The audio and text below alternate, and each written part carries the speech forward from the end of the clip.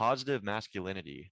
You mentioned that being Yeah. something that you're really passionate about. Tell me about like kind of your definition of that and why you find it important. I think a lot of times we hear this word masculinity, we hear the word toxic attached to it.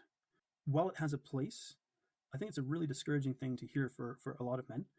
My inclination in time, like I work primarily with females, mostly because males won't put up their hand and ask for help. It's not that there's not a health crisis amongst men as well. It's the men won't put up their hand and ask for help because it sort of goes against. So there are certain and the things that I hear from, let's say, the female clients I work with that often have like experiences perpetrated against them by men. I'm like, okay, I understand why this exists. But if all we ever do is point our finger towards the negative traits in male behavior, how do we ever inspire men to rise up and live as good men in this world? And so I don't necessarily think that there's a war on masculinity. I don't, again, I take a very balanced approach to this, my centrist approach. But on the same token, I don't hear a lot of encouraging men to use some of their most amazing like qualities to do good in this world and to be better in this world. And so, men have the capacity to be physically strong. It's wired into our biology. Well, cool. Let's like make that a positive. And so, how do I define positive masculinity? It's like using our powers for good. If I encapsulate it in a nutshell, it's every one of us has like could we say basically two aspects to our nature. We have a tendency towards either good or evil. Maybe that's an oversimplification, but it's like using the powers and gifts and abilities that we have to create positive change in this world. And it's funny. I'm like, I haven't talked about this publicly. I have like a secret project that I want to launch one of these days. And I'm calling it Building Beacons of Hope, and it's really about a grassroots level change, so inspiring people to create change at grassroots level. Because sometimes I think we would look at the scope of the problem and say like we need some top down change through, I don't know, government legislation or something like that. And I think really, if we're going to inspire change, it's actually going to happen grassroots up.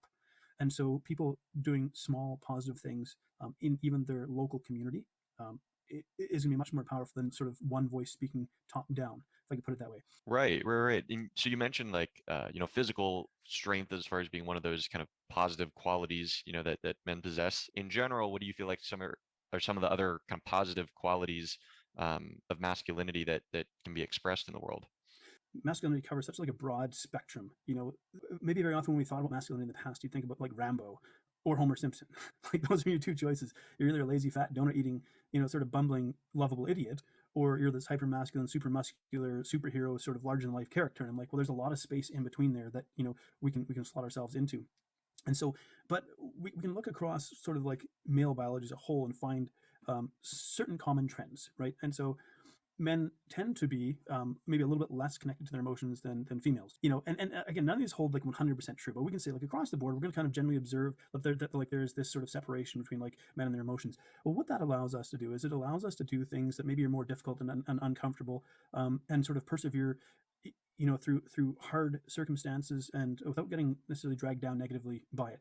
You think about a lot of the most sort of physically difficult and demanding jobs that are carried out in this world, and again, but we see a lot happening with that men are doing that. And on the flip side of things, we see a lot of like the struggles around suicide are really faced by men as well. And so sometimes feeling a sense of loss and a sense of like, what is my place or purpose in this world? Because our modern world is moving away from a lot of sort of physical strength based activities. It's being replaced by automation and robots and things like that. And so I think there's a lot of men feeling lost and trying to figure out like what is even my place in this modern world anymore. That I guess leads me, sort of brings me to this place of like what does it look like in even the modern world?